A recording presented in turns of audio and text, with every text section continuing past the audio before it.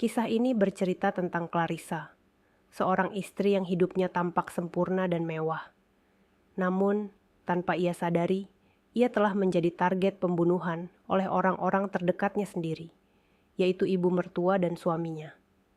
Mengerikannya lagi, niat jahat itu terbongkar karena kepanikan seorang asisten rumah tangga yang sangat setia. Bayangkan, saat sedang memasak di dapur, tiba-tiba asisten rumah tangganya menarik lengan Clarissa sambil berbisik panik. "Ibu dalam bahaya, ayo pergi dari sini. Tolong ibu percaya padaku." Bagaimana Clarissa bisa selamat?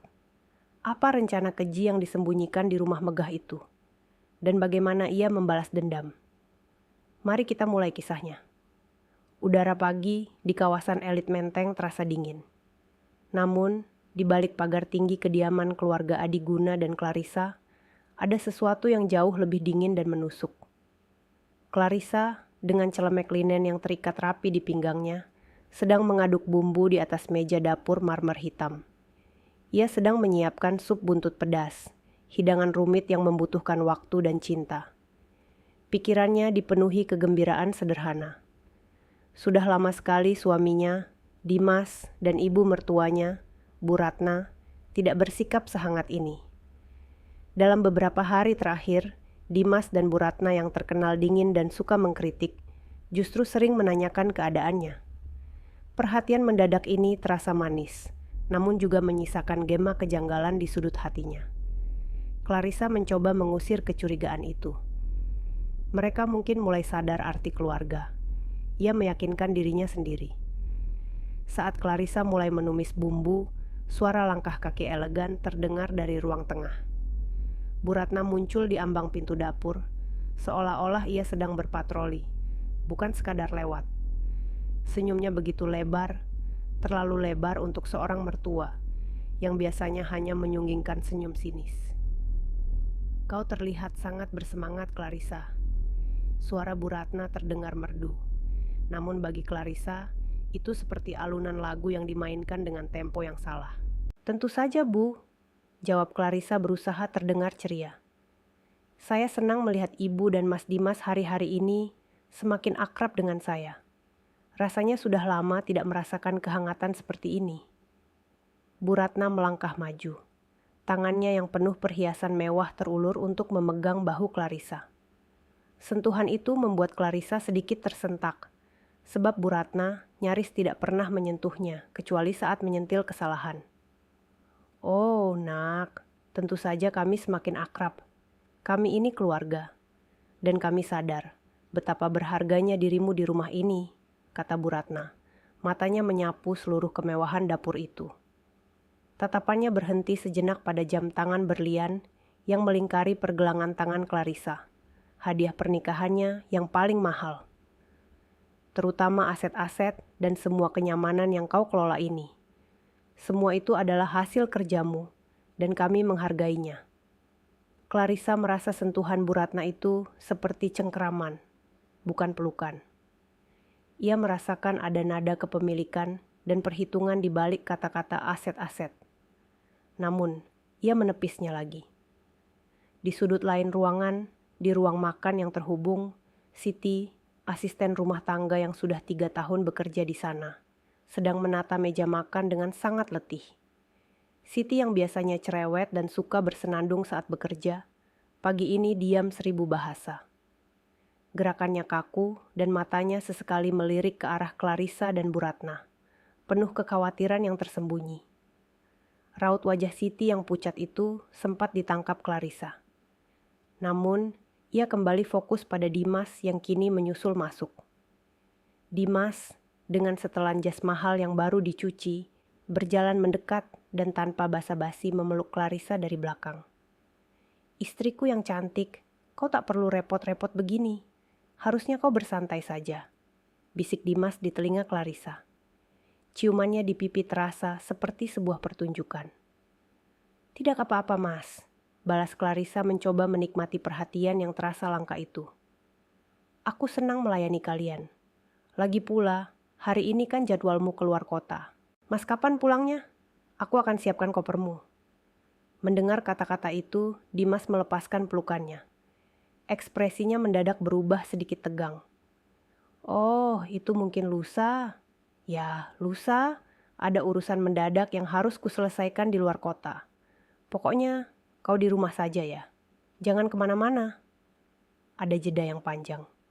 Dimas mencondongkan tubuhnya, menatap lurus ke mata Clarissa, dan mengulang dengan penekanan yang berlebihan. Jaga diri baik-baik. Jangan sampai kenapa-kenapa ya. Clarissa merasa deja vu. Suaminya mengulang frasa itu dan setiap kata terasa berat. Seolah ia sedang memberikan instruksi terakhir, bukan sekadar pesan cinta. Clarissa menolehkan kepala ke arah Siti. Kali ini, Siti benar-benar menatapnya. Raut wajah Siti tampak seperti orang yang baru saja menyaksikan adegan mengerikan. Ketakutan itu nyata. Siti menggeleng samar, gerakannya secepat kilat. Ekspresinya memohon agar Clarissa mengerti. Lagi-lagi, interaksi itu terputus. Bu Ratna berdehem keras, mengalihkan perhatian Clarissa. Sudahlah Clarissa, fokus pada supmu. Jangan terlalu memikirkan jadwal Dimas. Kami berdua hanya ingin kau tahu bahwa kami sangat menyayangimu. Iya, sayang, kami sangat menyayangimu. Kami ingin melihatmu aman dan bahagia di rumah ini. Dimas menambahkan, senyumnya kembali dipaksakan. Meskipun logika Clarissa memberontak bahwa Dimas dan Bu Ratna adalah orang yang paling ia cintai, naluri perempuannya menjerit. Mereka berbohong. Ada yang tidak beres. Ini bukan perhatian, ini adalah topeng. Clarissa kembali mengaduk sup buntut. Kepulan asap dari panci terasa menyesakkan. Dan tiba-tiba bau bumbu yang harum itu terasa seperti bau mesiu. Ia berusaha keras untuk tidak menunjukkan kegelisahannya. Ia harus tetap tenang. Bu Ratna dan Dimas pun beranjak ke ruang tengah, meninggalkan Clarissa. Mereka berbicara dengan nada bisikan yang tidak bisa didengar Clarissa. Tetapi pandangan mereka sesekali kembali ke dapur, seolah sedang menghitung waktu. Clarissa mengambil ponselnya, mengetik pesan kepada sahabatnya, Bayu, seorang desainer interior yang juga detektif swasta amatir. Ia hanya mengetik. Perasaan tidak enak. Ada yang aneh dengan Dimas dan Ibu Ratna. Tolong carikan informasiku 2-3 hari ke belakang. Ia mengunci ponselnya, meletakkannya kembali di saku celemek, dan menarik napas dalam-dalam. Tekanan di dadanya semakin kuat. Keheningan di antara suara denting sendok dan pisau di dapur terasa seperti jeritan yang tertahan. Dimas dan Bu Ratna, dua orang yang seharusnya menjadi pelindungnya, kini terasa seperti dua predator yang sedang menunggu mangsanya lengah. Clarissa mendadak teringat. Semalam, ia sempat terbangun dan mendengar suara aneh dari kamar Dimas. Ia mengira Dimas sedang menelepon rekan bisnis, tapi suaranya terlalu lirih dan tegang. Ia sempat mendekat, tapi suara Bu Ratna yang serak terdengar berbisik, "Hati-hati, dia bisa bangun. Lakukan saja seperti yang sudah kita rencanakan. Kau ingin semua itu, kan?" Saat itu, Clarissa mundur. Ia mengira ia hanya salah dengar. Sekarang, ia sadar. Mungkin ia tidak salah dengar. Clarissa mematikan api kompor. Sup sudah matang. Ia menatap pantulan dirinya di jendela dapur. Wajahnya tampak lelah. Matanya memancarkan ketakutan yang samar. Ia harus segera pergi dari sana, setidaknya untuk berpikir jernih. Tapi, ia harus mencari alasan. Saat ia berbalik untuk mengambil mangkuk, tiba-tiba sebuah tangan mencengkram lengannya kuat-kuat. Itu adalah Siti. Wajahnya kini benar-benar pucat pasi, matanya membesar, dan ia menarik lengan Clarissa dengan kekuatan yang tak terduga. Ibu, jangan di sini, bisik Siti. Suaranya tercekat. Ia tampak seperti orang yang baru saja melihat hantu. Siti, ada apa? Tenanglah, desak Clarissa mencoba melepaskan cengkraman. Siti tidak peduli. Ia menarik Clarissa melewati pintu belakang dapur, menuju kebun. Napasnya terengah-engah. Ia terus menarik, mengabaikan protes Clarissa. Di matanya ada teror yang murni. Teror yang meyakinkan Clarissa bahwa ini bukanlah sekadar drama. Ibu dalam bahaya, ayo pergi dari sini. Tolong ibu percaya padaku. teriak Siti dalam bisikan yang histeris. Air mata mengalir di pipinya. Mereka sedang merencanakan kecelakaan. Mereka ingin semua harta ibu. Jantung Clarissa serasa berhenti berdetak. Ia tertegun, otaknya menolak memproses informasi yang baru saja ia dengar. Dimas suaminya, Bu Ratna mertuanya, merencanakan kecelakaan. Siti, jangan bercanda. Itu suamiku, itu ibunya, seru Clarissa. Namun Siti sudah menariknya ke gerbang belakang. Saya dengar semuanya. Tadi malam mereka sedang menelepon seseorang, membicarakan kapan waktu yang tepat. Mereka bilang, kecelakaan itu harus terlihat natural. Bu, ayo, saya mohon Bu, saya dengar semuanya. Siti memohon dengan air mata yang kini membasahi pipi Clarissa. Clarissa tidak tahu harus percaya atau tidak. Namun, ia melihat ketulusan mutlak di mata Siti. Sinyal bahaya dari Bu Ratna dan Dimas, kegelisahan Siti sejak tadi pagi, bisikan semalam. Semuanya tiba-tiba berbaris membentuk sebuah kesimpulan yang mengerikan. Ia menarik napas panjang, menelan ketakutannya, dan mengambil keputusan yang menentukan hidupnya. Ia menuruti Siti. Mereka berdua menyelinap keluar dari gerbang belakang, meninggalkan rumah mewah itu, dapur yang penuh aroma sup buntut pedas, dan dua orang jahat yang tengah menanti waktu yang tepat untuk beraksi. Clarissa hanya membawa ponsel dan dompetnya yang kecil. Saat mereka berlari menjauhi rumah, Clarissa menoleh ke belakang sekali lagi.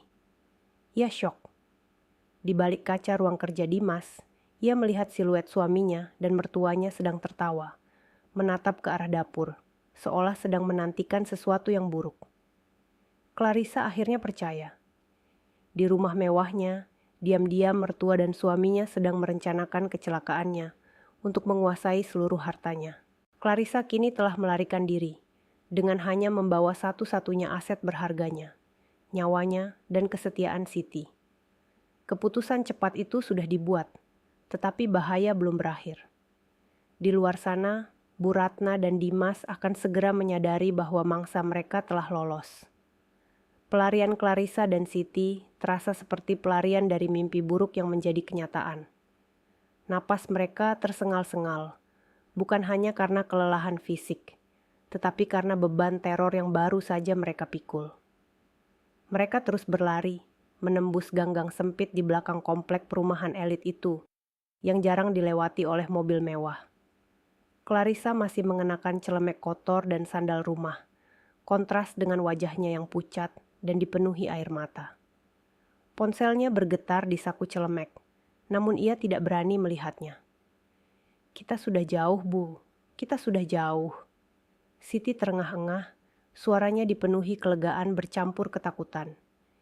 Siti yang bertubuh kecil ternyata memiliki kekuatan yang besar, didorong oleh kepanikan dan loyalitas. Clarissa tersandar ke dinding beton yang kasar, mencoba menstabilkan napasnya. Aku tidak percaya, bisiknya. Suaranya nyaris hilang. Aku tidak percaya itu semua benar. Siti, kau yakin? Kau tidak salah dengar? Mungkin itu hanya percakapan bisnis yang salah kupahami. Siti menggenggam tangan Clarissa. Tatapannya tegas, jauh dari sikapnya yang biasanya tunduk. Ibu, dengarkan saya. Saya sudah 3 tahun melayani ibu. Saya tahu ibu wanita baik. Saya tahu ibu tidak pantas menerima ini. Percakapan semalam, saya mendengarnya dengan jelas, Bu. Siti lalu menceritakan detailnya dengan mata berkaca-kaca. Menjelaskan bagaimana ia terbangun saat tengah malam untuk mengambil minum dan mendengar suara lirih dari ruang kerja Dimas. Bu Ratna bilang, kecelakaan itu harus terjadi hari ini, Bu. Tepat sebelum Mas Dimas pergi keluar kota agar ia punya alibi kuat. Mereka tidak menggunakan pistol atau racun Bush. Mereka merencanakan sesuatu yang lebih terlihat alami. Siti menarik napas tajam. Mereka bicara soal kebocoran gas. Mereka sudah memanipulasi pemanas air di gudang. Mereka bilang, saat ibu berada di dapur lama, bau gas tidak akan terlalu terasa karena ventilasi. Setelah ibu selesai masak, mereka akan menyuruh ibu mengambil sesuatu dari gudang yang terhubung ke dapur. Mereka berharap ibu menyalakan lampu dan duar. Siti tidak bisa melanjutkan. Ia menutup wajahnya. Dan mereka sempat menyebut nama ibu sambil tertawa, Bu. Tertawa seolah ini adalah lelucon kotor. Mereka bilang, asuransi dan surat warisan akan membuat mereka kaya raya. Mereka tidak punya hati. Mendengar detail yang begitu mengerikan dan spesifik, dinding penyangkalan di hati Clarissa runtuh. Bukan hanya rencana keji, tetapi cara mereka memilih skenario kecelakaan yang direncanakan di rumahnya sendiri, di tengah kehangatan palsu yang mereka suguhkan pagi itu. Sup buntut pedas yang ia masak, itu adalah hidangan terakhirnya. Clarissa merasa mual, bukan karena lapar, tetapi karena rasa dikhianati hingga ke sumsum. Aku harus menghubungi polisi, kata Clarissa, tangannya gemetar meraih ponsel. Jangan, Bu, jangan dulu, Siti mencegah. Mereka pintar, Bu. Mas Dimas pasti sudah memantau semua telepon rumah dan ibu. Jika ibu telepon polisi sekarang, mereka akan langsung tahu, dan mereka akan memutarbalikkan fakta. Mereka akan bilang, ibu gila atau lebih parah. Mereka akan menuduh saya karena saya hanyalah seorang pembantu. Clarissa terdiam. Siti benar. Dimas adalah seorang direktur perusahaan besar yang selalu mengandalkan teknologi canggih dan Bu Ratna memiliki koneksi sosial yang sangat luas. Kata-kata mereka akan jauh lebih dipercaya daripada kesaksian Siti, atau bahkan Clarissa yang terlihat syok dan tidak stabil. Kita harus kemana, Siti? Aku tidak membawa apa-apa. Kartu, KTP, semuanya ada di tas kerjaku di kamar. Lirih Clarissa, merasa dirinya kini seperti sehelai daun yang terbawa arus. Jangan khawatir, Bu. Ikut saya punya tempat. Tempat yang tidak akan pernah terpikirkan oleh mereka. Kata Siti, matanya memancarkan keyakinan yang tak pernah dilihat Clarissa. Saya punya kontrakan kecil di pinggiran kota. Hanya gubuk sederhana, tapi aman, Bu. Saya jamin, tidak ada satupun koneksi mereka yang bisa sampai ke sana. Meskipun hatinya menjerit menolak masuk lingkungan yang serba sederhana dan asing, Clarissa tahu ia tidak punya pilihan. Ia mengikuti Siti, berjalan kaki, menggunakan angkutan umum yang padat. Sebuah pengalaman yang sudah ia lupakan sejak 15 tahun yang lalu, ketika ia masih berjuang membangun karirnya. Saat mereka berdesakan di angkutan umum, ponsel Clarissa kembali bergetar. Sebuah pesan dari Dimas. Sayang, sup buntutnya enak sekali. Cepatlah ke gudang, di sana ada kotak kado dariku. Aku ingin kau buka sekarang juga. Jantung Clarissa berdesir dingin. Gudang, kotak kado, itu pasti adalah kode mereka. Itu adalah pemicu yang akan membuatnya menyalakan lampu, memicu percikan, dan mengakhiri hidupnya. Ia menatap pesan itu, air matanya menetes. Siti melihatnya, dan segera merebut ponsel itu, mematikannya. Sudah, Bu, jangan buka lagi. Fokus pada keselamatan kita, tegas Siti. Mereka akan panik sebentar lagi.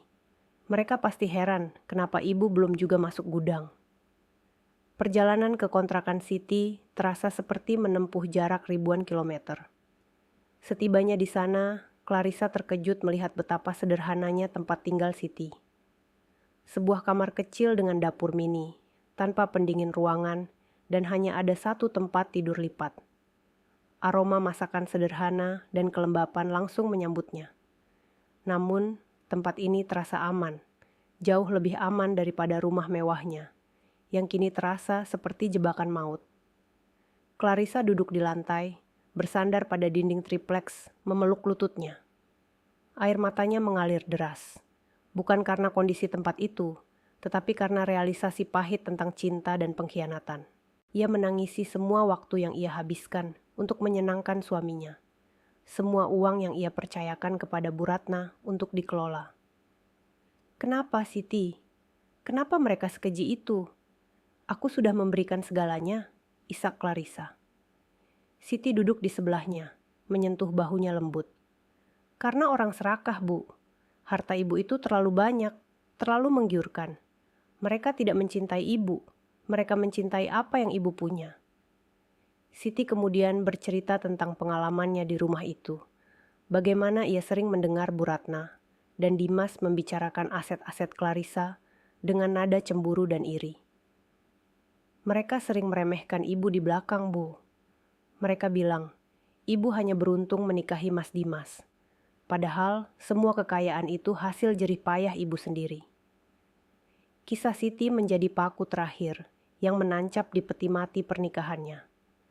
Clarissa, yang dulunya adalah pengusaha properti yang sukses sebelum menikah dengan Dimas, memang dengan bodohnya menaruh sebagian besar aset atas nama suaminya demi kepercayaan. Ia merangkul Siti, memeluknya erat. Terima kasih Siti, kau telah menyelamatkan hidupku. Kau adalah satu-satunya orang jujur yang kumiliki sekarang. Kepanikan mulai mereda, digantikan oleh bara api kemarahan. Clarissa bangkit, ia mengambil ponsel Siti dan mencari kontak seseorang yang sangat ia percaya. Pak Herman, pengacara terbaik yang pernah ia kenal, yang dulunya membantu mengurus legalitas perusahaannya. Kita harus bergerak cepat, Siti. Mereka akan segera menyadari aku menghilang. Aku tidak boleh terlihat mati, tapi aku juga tidak boleh terlihat hidup, ucap Clarissa. Matanya kini berkilat penuh tekad, bukan air mata. Wajahnya yang semula tampak seperti korban kini berubah menjadi wajah seorang pejuang. Siti mengangguk, siap mendukung.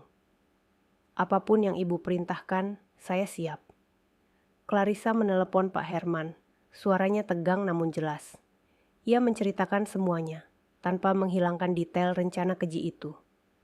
Pak Herman terdiam lama di seberang telepon. Nyonya Clarissa, ini situasi yang sangat berbahaya. Anda harus segera membuat pernyataan. Tapi jika Nyonya kembali ke rumah, nyawa Nyonya terancam. Solusinya, Nyonya harus menghilang. Benar-benar menghilang untuk sementara waktu.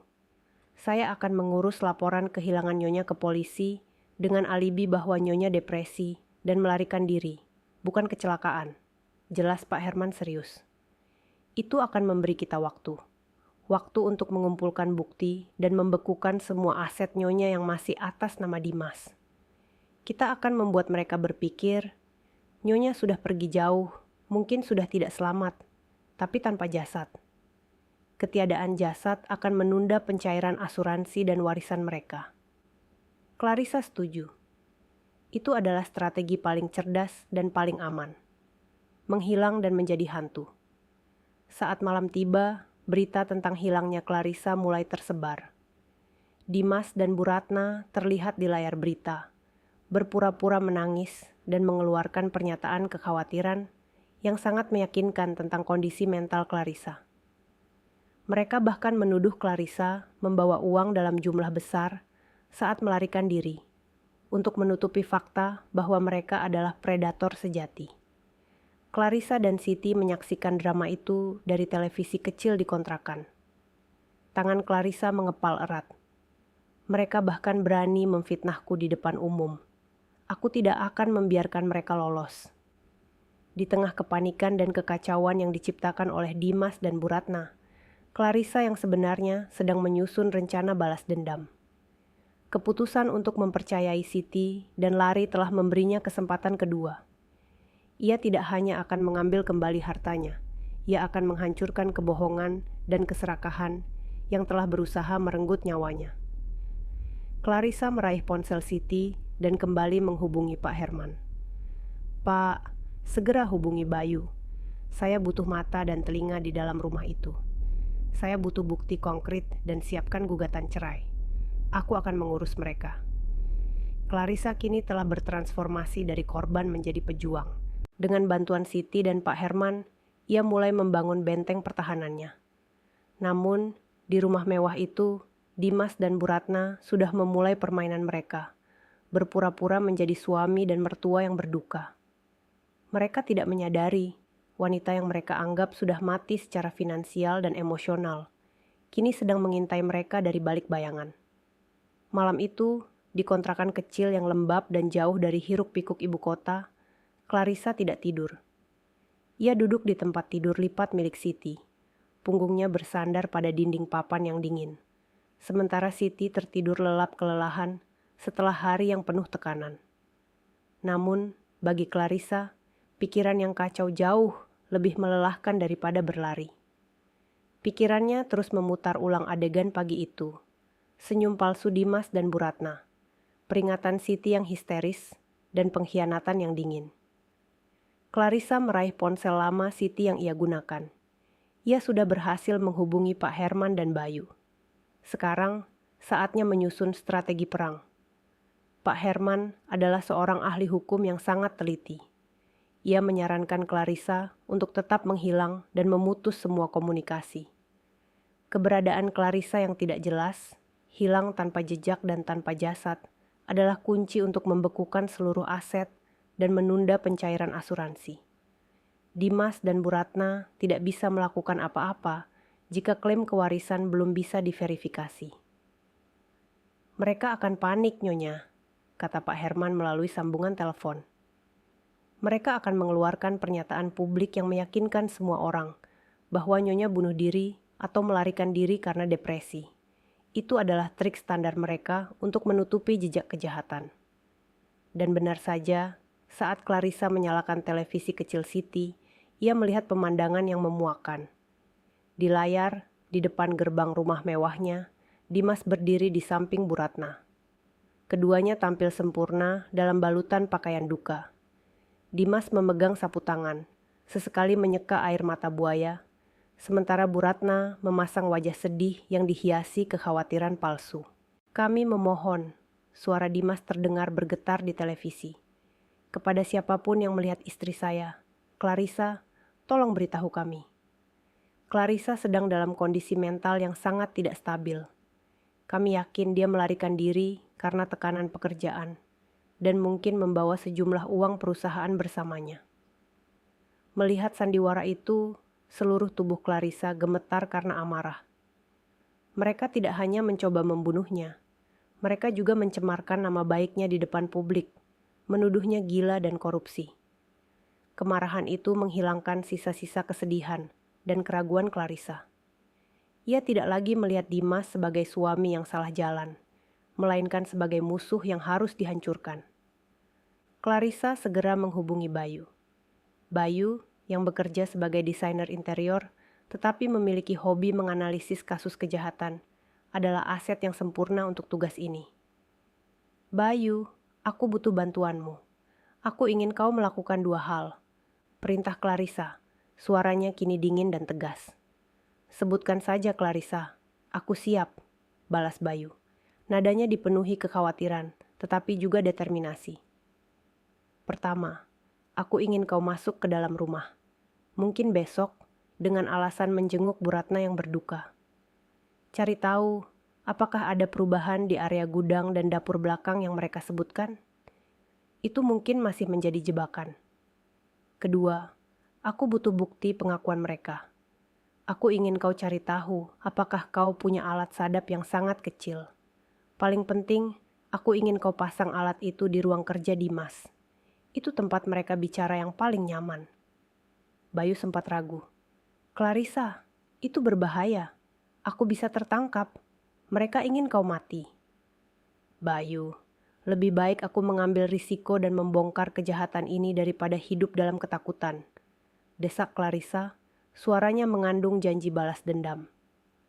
Aku yakin jika mereka merasa aman, mereka pasti akan membicarakan rincian rencana mereka, terutama tentang aset dan asuransi. Bayu menghela napas panjang. Baik, aku akan melakukannya. Aku punya satu alat sadap kecil yang biasanya kupakai untuk lelucon. Aku akan mencari cara untuk menyelinap masuk besok. Setelah menutup telepon, Clarissa merasa sedikit lega. Ia tidak sendirian. Namun, ia menyadari bahwa masalahnya bukan hanya soal hukum dan bukti, tetapi juga keuangan. Dimas memang tidak bisa mencairkan warisan atau asuransi, tetapi ia memiliki akses ke beberapa rekening bersama dan kartu kredit Clarissa. Dimas bisa melarikan diri atau menghabiskan uang itu sedikit demi sedikit. Clarissa berpikir keras. Ia harus memutus urat nadi keuangan Dimas secepat mungkin. Ia bangkit berjalan pelan ke jendela kecil kontrakan. Di luar, lampu jalan yang redup menyinari malam yang sunyi. Ia ingat, dulu ia pernah membuat rekening rahasia untuk masa tua, yang hanya ia dan Pak Herman yang tahu kata sandinya.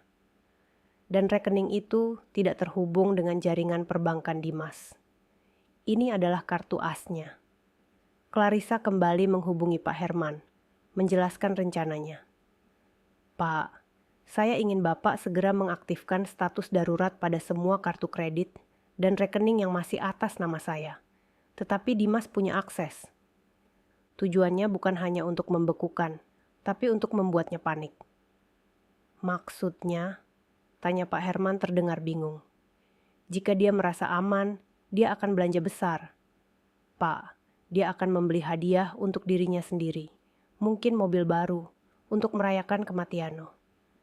Saya ingin begitu dia mencoba menggesek kartu. Semua transaksi itu gagal total. Saya ingin dia merasakan kejutan, sehingga dia berpikir hantu sedang mengganggunya. Kepanikan akan membuatnya membuat kesalahan. Dia akan mencari uang tunai, dan saat itulah kita mengawasi pergerakannya. Pak Herman terkesan. Strategi yang brilian, Nyonya. Saya akan segera mengurusnya. Kita akan buat dia merasa kehilangan kontrol sedikit demi sedikit. Tiba-tiba, Siti terbangun.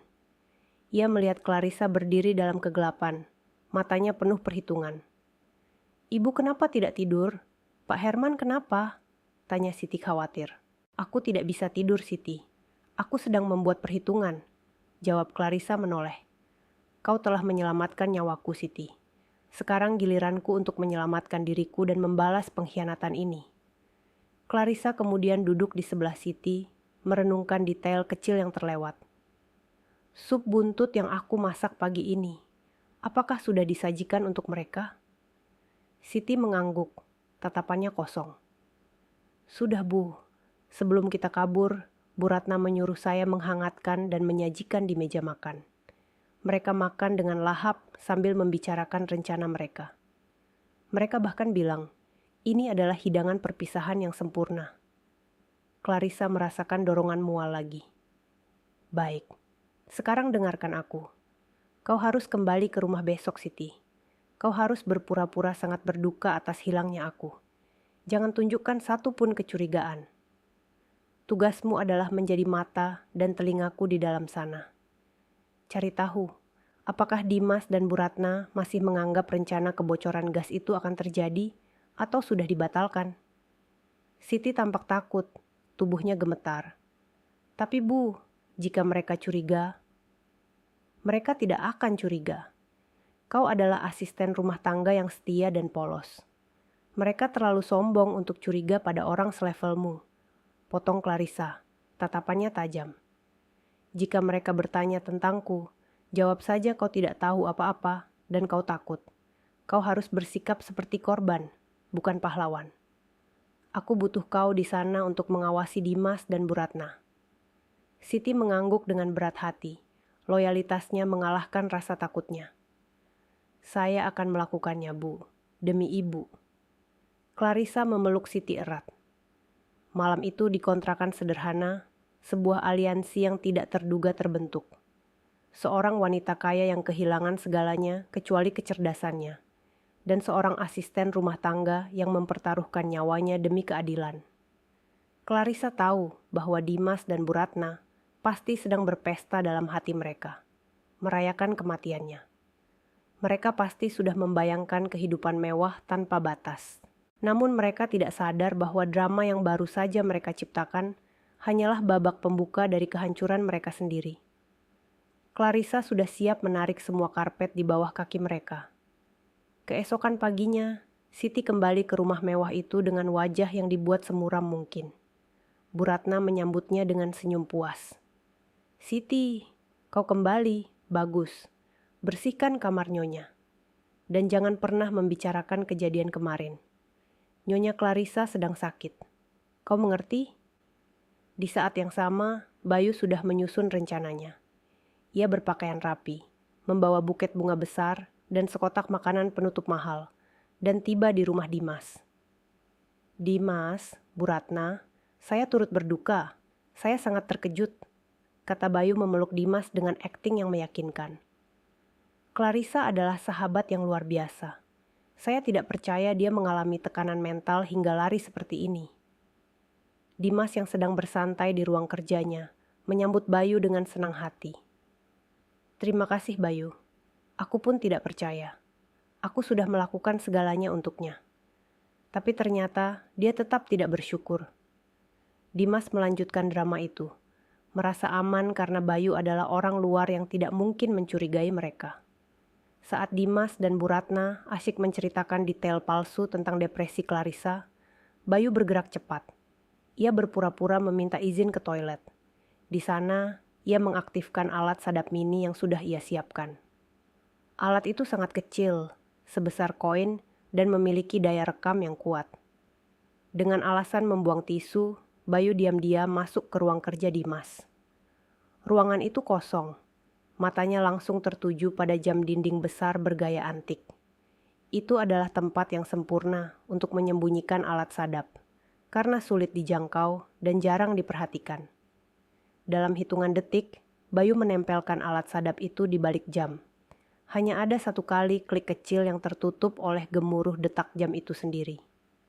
Misi pertama berhasil. Clarissa kini punya mata dan telinga di sarang musuh. Bayu kembali ke ruang tengah, bergabung dengan Dimas dan Bu Ratna. Namun, suasana hati Dimas mendadak berubah. Ia mencoba menggunakan kartu kredit Clarissa untuk membeli barang mewah secara daring sebagai hadiah hiburan atas musibah yang menimpanya. Namun, setiap kali ia mencoba transaksi, selalu muncul notifikasi. Transaksi ditolak. Kartu dalam pengawasan. Raut wajah Dimas langsung keruh. Ia mengira ini hanyalah kesalahan bank.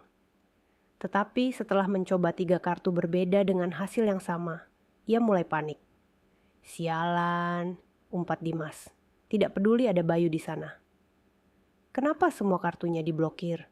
Bagaimana aku bisa membeli mobil baru untuk diriku sendiri? Bu Ratna menenangkannya. Mungkin Clarissa yang melakukannya sebelum dia pergi, Dimas. Dia memang gila. Coba gunakan rekening bank lain yang kau tahu, kata sandinya. Dimas mencoba masuk ke rekening lain yang seharusnya menjadi rekening bersama. Setelah memasukkan kata sandi, ia mendapatkan pesan lain. Rekening ini sedang ditinjau hukum. Semua dana dibekukan sementara. Wajah Dimas berubah dari marah menjadi ketakutan. Ia menatap Bu Ratna dengan ngeri. Bu, ini tidak beres. Semua rekening dibekukan. Siapa yang melakukannya? Hanya Clarissa dan pengacaranya yang bisa melakukan ini. Bu Ratna, yang tadi pagi masih tertawa merayakan kebebasan finansial mereka, kini pucat pasi. Kekhawatiran mereka berubah menjadi teror. Wanita yang mereka anggap sudah mati atau gila, ternyata masih bisa mencengkeram leher mereka dari jauh. Ini adalah kejutan pertama dari Clarissa. Bayu, yang pura-pura sibuk dengan ponselnya, mencatat semua kepanikan ini. Ia tahu, Clarissa telah memulai serangan baliknya. Dimas dan Bu Ratna telah menyadari bahwa meskipun Clarissa telah menghilang, aset itu belum menjadi milik mereka. Dan selama aset itu masih bergerak, Clarissa masih ada. Di kontrakan kecilnya, Clarissa menerima pesan singkat dari Pak Herman. Serangan finansial tahap pertama berhasil. Mereka panik, Nyonya. Clarissa tersenyum. Senyum itu bukan lagi senyum naif yang mudah ditipu, melainkan senyum penuh kemenangan dari seorang jenderal yang baru saja memenangkan pertempuran pertama. Malam itu, Dimas dan Bu Ratna menghabiskan waktu di ruang kerja, berbisik-bisik. Mereka tidak tahu, setiap kata keluh kesah dan rencana jahat mereka sedang direkam dengan jernih, menjadi bukti tak terbantahkan untuk kehancuran mereka sendiri. Mereka tidak tahu bahwa hantu yang mereka ciptakan kini sedang mengumpulkan amunisinya, siap untuk menyerang balik. Kepanikan finansial yang dilancarkan Clarissa melalui Pak Herman, seperti pukulan telak yang merobohkan benteng kesombongan Dimas dan Bu Ratna. Di ruang kerja mewah yang kini terasa seperti ruang interogasi, Dimas terlihat takut, bahunya merosot seperti anak kecil yang kehilangan mainan kesayangannya. Ia terus-menerus menekan tombol refresh pada situs bank di komputernya, berharap pembekuan dana itu hanyalah kesalahan teknis. Namun, setiap upaya selalu berujung pada pesan merah yang sama. Tindakan hukum aktif. "Ini tidak mungkin kebetulan, Bu," raung Dimas, meninju meja kayu mahoni itu. "Clarissa pasti hidup. Dia pasti menghubungi Herman. Dan wanita gila itu pasti sudah memutarbalikkan fakta tentang kecelakaan itu. Dia mencuri start dari kita." Bu Ratna, yang biasanya tenang dan penuh perhitungan, kini berjalan mondar-mandir dengan cemas, gaun sutranya terlihat kusut. Ia tidak lagi memikirkan citra di depan publik. Fokusnya kini hanya pada uang. "Tenang Dimas, kita harus tenang. Selama tidak ada jasad, kita masih punya kartu asuransi. Tapi kita harus bertindak cepat. Kalau semua aset Clarissa dibekukan, rekening kita yang lain juga akan kena imbas. Dan kau tahu, sebagian besar uang tunai kita berasal dari pinjaman atas nama aset properti milik wanita itu. Pinjaman yang kita ambil untuk menutupi hutang judimu itu, Bu," sindir Dimas dengan suara keras. Kekesalan mengubah rasa takutnya menjadi amarah kepada ibunya sendiri. "Kita terlalu percaya diri. Kita seharusnya menyingkirkannya saat dia tidur, bukan menunggu drama di dapur." Suara percekcokan mereka terdengar keras, mengisi seluruh ruangan. Di luar, Siti yang sedang membersihkan vas bunga di koridor, pura-pura tidak mendengar apa-apa. Namun, ia mencatat setiap nada tinggi dan setiap kata. Mereka berantem hebat di ruang kerja, bicara tentang hutang dan menyesal tidak langsung bunuh ibu saat tidur. Ketik Siti dalam pesannya. Sementara itu, di kontrakan kecil, Clarissa menerima pembaruan dari kedua mata-matanya. Pesan Siti menegaskan niat pembunuhan, dan telepon dari Bayu mengonfirmasi bahwa alat sadap bekerja. Namun, Dimas dan Bu Ratna belum menyerah. Mereka masih punya rencana lain. Mereka masih bisa melarikan diri, membawa sisa-sisa uang tunai yang mereka sembunyikan. "Bayu, kamu harus melakukan satu hal lagi untukku," kata Clarissa. "Aku butuh bukti bahwa mereka masih mencoba mengakses aset yang dibekukan. Atau lebih buruk, mereka mencari pinjaman baru." "Bukti dokumen bank?" tanya Bayu. "Ya, mereka selalu menyimpan berkas-berkas penting di berangkas kecil di bawah lantai kamar tidur utama. Aku yang memasangnya dulu," jelas Clarissa. Bu Ratna sering membanggakan bahwa kuncinya selalu ada di kalung liontinnya. "Aku butuh foto berkas-berkas itu, terutama yang berkaitan dengan asuransi jiwa dan pinjaman properti." Ini adalah misi paling berbahaya, mengambil foto dari berangkas pribadi mereka. Bayu ragu, tetapi motivasi untuk membantu Clarissa dan menjatuhkan pasangan licik itu lebih besar. Clarissa kemudian beralih ke strategi hukum dengan Pak Herman. Dengan bukti rekaman dari Bayu, Pak Herman memiliki amunisi yang luar biasa. Rekaman itu bukan hanya tentang niat pembunuhan, tetapi juga tentang manipulasi aset dan rencana penipuan asuransi. "Nyonya, dengan bukti ini, kita bisa mengajukan 2 tuntutan sekaligus. Percobaan pembunuhan berencana dan penipuan finansial," kata Pak Herman. Suaranya dipenuhi keyakinan. "Saya akan menyiapkan gugatan cerai di pengadilan agama dan gugatan pidana di pengadilan negeri. Tetapi sebelum kita meledakkan bom ini, kita harus membuat mereka melakukan satu kesalahan fatal lagi yang bisa disaksikan publik."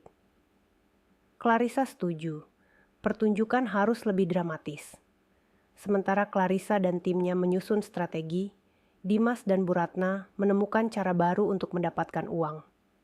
Mereka tidak bisa menggunakan kartu atau rekening bank, jadi mereka beralih ke sumber aset paling likuid, perhiasan Clarissa. "Kita jual saja semua perhiasan wanita itu.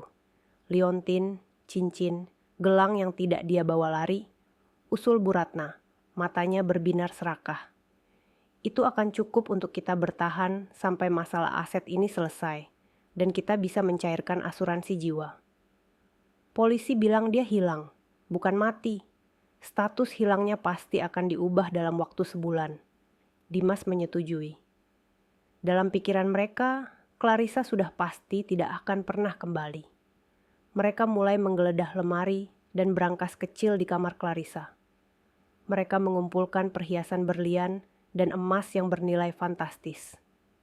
Pagi berikutnya, Dimas menyuruh Siti untuk memanggil tukang perhiasan pribadi keluarga, dengan alasan Bu Ratna ingin mengubah desain beberapa perhiasan lama. Siti, sesuai instruksi Clarissa, tidak menunjukkan kecurigaan. Ia hanya mengiyakan dan memanggil tukang perhiasan itu. Saat tukang perhiasan itu tiba dan Dimas sedang mencoba menjual perhiasan-perhiasan itu dengan harga diskon, Bayu tiba di rumah dengan membawa alasan baru. Ia ingin mengembalikan kunci rumah yang tertinggal semalam. Bayu masuk ke kamar utama saat Dimas dan Bu Ratna sedang bernegosiasi dengan tukang perhiasan di ruang tamu. Ini adalah kesempatannya. Ia tahu Bu Ratna selalu melepas liontin kunci brankasnya saat mandi. Tapi hari ini Bu Ratna sedang berada di ruang tamu. Bayu harus mencari kunci itu di tempat lain. Ia melihat sekelebat pantulan cahaya dari meja rias. Di sana, di dalam kotak perhiasan kecil yang terbuka, tergeletak kunci kecil berliontin emas yang sangat familiar. Sempurna.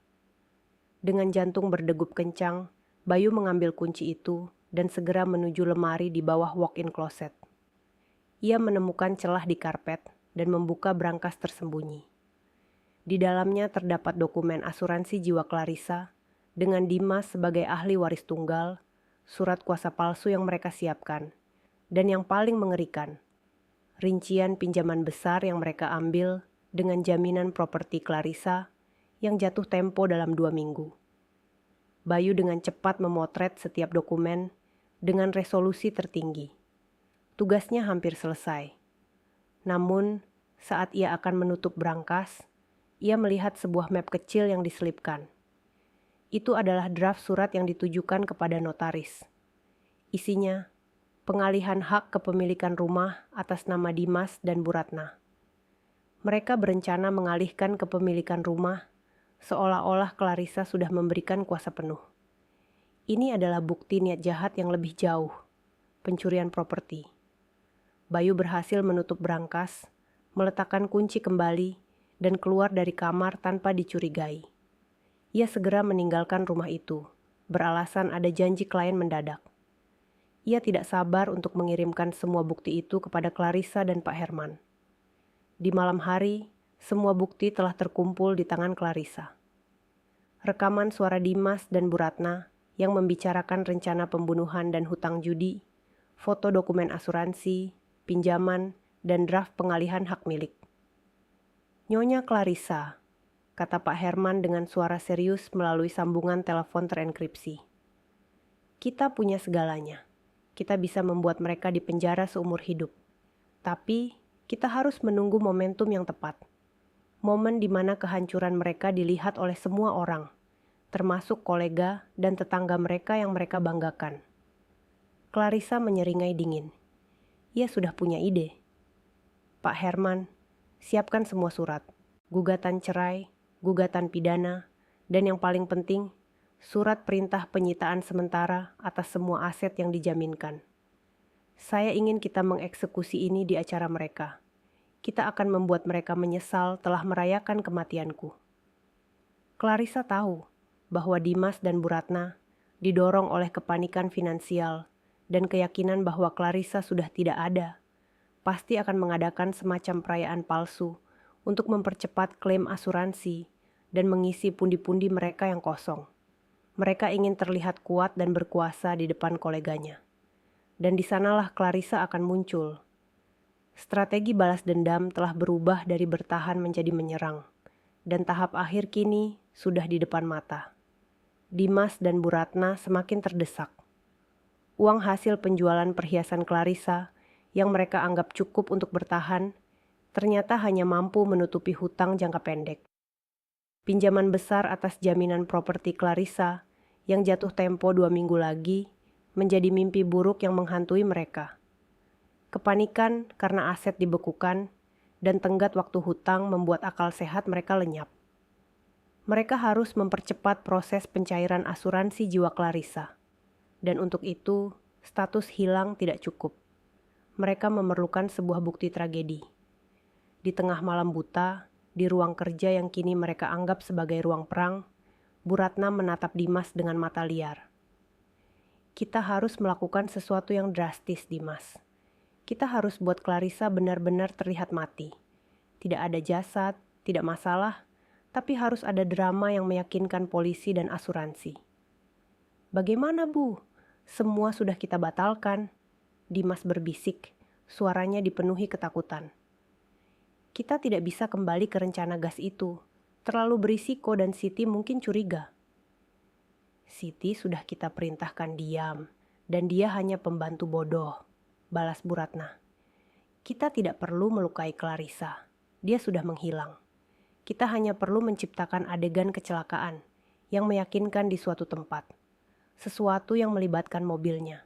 Kita buat seolah-olah dia depresi, hilang kendali, dan mobilnya jatuh ke jurang. Rencana gila itu disetujui dalam keputusasaan.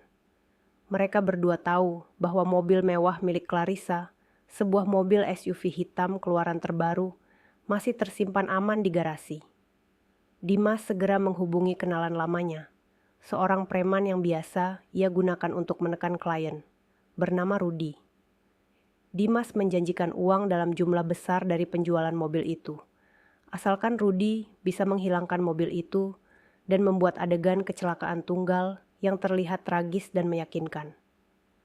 Keesokan harinya, Siti yang sedang membersihkan garasi melihat Dimas sedang berbisik-bisik dengan seorang pria asing bertato di dekat mobil SUV Clarissa.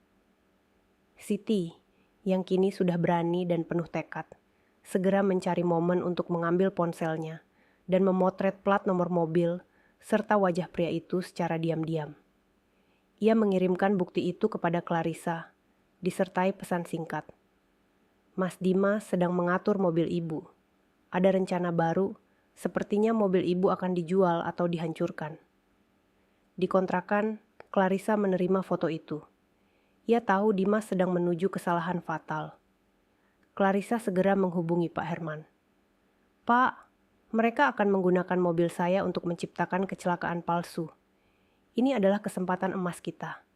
Dimas akan menyerahkan mobil yang merupakan barang bukti kepemilikan saya kepada seorang preman. Kita akan jebak mereka di sana. Pak Herman yang telah menganalisis rekaman suara dari Bayu, setuju. Nyonya, ini sempurna. Kita bisa menjebak Dimas dengan kasus lain, pencurian kendaraan bermotor dan klaim asuransi palsu. Kita akan buat mereka tertangkap basah, seolah-olah mereka adalah pelaku yang sedang menyiapkan adegan. Ini akan jauh lebih dramatis daripada sekadar membekukan aset. Clarissa meminta Pak Herman untuk segera melacak plat nomor mobilnya dan memberitahu pihak kepolisian untuk bersiaga. Rencananya adalah membiarkan Dimas dan preman itu membawa mobil, dan begitu mereka berada di lokasi terpencil yang disepakati, polisi akan datang menggerebek dan menemukan mereka tengah merusak barang bukti. Sebuah mobil yang secara hukum masih terdaftar atas nama Clarissa. Sore harinya, Dimas bertindak. Ia berbohong kepada Bu Ratna bahwa ia akan bertemu dengan detektif swasta untuk mencari Clarissa. Ia segera keluar rumah dengan alasan itu dan bertemu dengan Rudi di pinggir jalan. Dimas menyerahkan kunci mobil dan sejumlah uang tunai. Ambil mobil ini, hancurkan, dan buat terlihat seperti kecelakaan yang mengerikan. Mobil itu harus hilang dari muka bumi, Rudi. Kau bisa menjual sisa besi tua itu untuk dirimu sendiri. Dimas kembali ke rumah dengan perasaan lega yang sesaat. Bu Ratna menyambutnya dengan senyum penuh harap, mengira rencana mereka akan berhasil. Mereka berdua duduk di ruang kerja, menikmati secangkir teh mahal, dan membayangkan betapa cepatnya mereka akan mendapatkan uang asuransi. Namun, yang tidak mereka ketahui, di luar sana tim Clarissa telah beraksi. Rudi mengendarai SUV hitam Clarissa menuju jalan pegunungan yang terjal, lokasi yang ia anggap sempurna untuk membuat kecelakaan mobil terlihat alami. Ia mengemudi sembarangan, sesekali tertawa kecil, membayangkan uang tunai yang akan ia dapatkan. Di saat yang sama, tim polisi yang dipimpin oleh seorang detektif cerdas telah melacak sinyal mobil itu berkat laporan Pak Herman. Mereka bergerak cepat dan senyap. Rudy tiba di pinggir jurang yang sepi. Ia memarkir mobil dan mulai mengeluarkan alat-alat berat yang akan ia gunakan untuk mendorong mobil itu ke jurang. Ia juga menyiramkan sedikit bensin ke kursi pengemudi untuk membuat kesan adanya ledakan kecil atau kebakaran setelah mobil terjatuh. Saat Rudy hendak menyulut korek api, sebuah lampu sorot besar tiba-tiba menyala, menyorot langsung ke wajahnya. Suara sirin polisi memecah keheningan malam. "Polisi, jangan bergerak, angkat tanganmu." Rudy terkejut, alat-alatnya jatuh. Ia ditangkap di tempat di samping mobil SUV hitam milik Clarissa, dengan bukti bensin dan korek api di tangannya. Polisi segera menghubungi Dimas. Dimas sedang tertawa bersama Bu Ratna, membayangkan bagaimana uang asuransi akan segera cair. Telepon berdering. "Halo, siapa ini?" jawab Dimas dengan nada kesal. "Tuan Dimas, kami dari kepolisian. Mobil atas nama istri Anda, Nyonya Clarissa, baru saja ditemukan. Pelaku sedang mencoba menghancurkannya di area jurang." Suara detektif itu dingin dan resmi. Dimas langsung pucat, teh di tangannya tumpah. Apa? Mobil istri saya? Dia pasti mencoba bunuh diri. Itu adalah tragedi. Saya sudah bilang dia depresi." Dimas mencoba kembali mengenakan sandiwara duka yang sudah ia latih. "Tidak, Tuan Dimas," potong detektif itu dengan nada tajam. "Pelaku yang kami tangkap, Tuan Rudy, mengaku disuruh seseorang untuk menghilangkan mobil ini dan membuat adegan kecelakaan. Dia punya bukti transfer dari rekening atas nama Anda." Wajah Bu Ratna dan Dimas berubah menjadi horor. Mereka saling pandang. Rencana busuk mereka bukannya berhasil, malah menjadi bukti kejahatan yang tak terbantahkan. Mereka telah menciptakan drama kecelakaan palsu yang justru menjebak mereka dalam skenario perusakan barang bukti dan konspirasi penipuan asuransi. Polisi meminta Dimas untuk segera datang ke kantor polisi untuk memberikan keterangan. "Bu, kita tamat," bisik Dimas, suaranya parau. "Tidak, Dimas, tidak. Kita harus tetap berakting. Kita bilang saja Rudy adalah orang yang kita suruh untuk mencari mobil itu, dan dia malah mencoba mencurinya," desak Bu Ratna, masih mencoba mencari jalan keluar. Dengan kaki gemetar, Dimas dan Bu Ratna pergi ke kantor polisi. Di sana, mereka dihadapi oleh detektif yang cerdas, dan Rudy yang sudah putus asa dan mulai menyanyikan semua yang ia ketahui. Dimas dan Bu Ratna mencoba bertahan dengan sandiwara mereka, tetapi detektif itu menunjukkan bukti transfer bank dan rekaman CCTV yang menunjukkan pertemuan Dimas dan Rudy. Dimas dan Bu Ratna menghabiskan malam itu di ruang interogasi, dibombardir dengan pertanyaan yang membuat mereka semakin panik. Dimas, yang lemah mental, akhirnya mulai membuat kesalahan fatal dalam keterangannya, bertentangan dengan cerita Bu Ratna. Di kontrakan kecilnya, Clarissa menerima laporan lengkap dari Pak Herman. "Nyonya, mereka sudah diinterogasi. Dimas sudah panik dan memberikan keterangan yang berbeda dengan ibunya. Sekarang kita punya waktu. Kita akan biarkan mereka pulang dan berpikir mereka lolos dari interogasi. Mereka akan merasa aman dan disitulah kita menyerang." Clarissa menyeringai. "Ya, Pak Herman, biarkan mereka merasa sudah menang kecil. Segera siapkan acara itu. Saya ingin pengungkapan ini terjadi di rumah saya, di depan semua orang yang mereka hormati. Drama kecelakaan palsu yang mereka ciptakan justru menjadi panggung bagi kehancuran mereka sendiri." Mereka sudah kembali ke rumah, lelah dan ketakutan, tetapi masih memegang teguh keyakinan bahwa Clarissa tidak akan pernah kembali. Mereka berencana mengadakan acara kecil keesokan harinya untuk menghibur kerabat dan kolega, sekaligus menunjukkan bahwa mereka kuat di tengah musibah. Ini adalah momentum yang ditunggu Clarissa. Setelah lolos dari interogasi yang melelahkan, meski dengan keterangan yang saling bertentangan, Dimas dan Bu Ratna kembali ke rumah mewah mereka dengan perasaan lega yang rapuh. Mereka berhasil mengelabui detektif tentang Rudy, mengklaim Rudy adalah mantan karyawan yang diperintahkan mencari mobil dan malah mencoba mencurinya. Namun, kebohongan ini menguras energi dan menggerogoti kepercayaan di antara mereka. "Kau lihat, Dimas," bisik Bu Ratna saat mereka masuk ruang kerja. "Kita masih selamat. Mereka tidak punya bukti kuat. Semua hanya perkataan preman rendahan dan dugaan." "Selamat apanya, Bu?"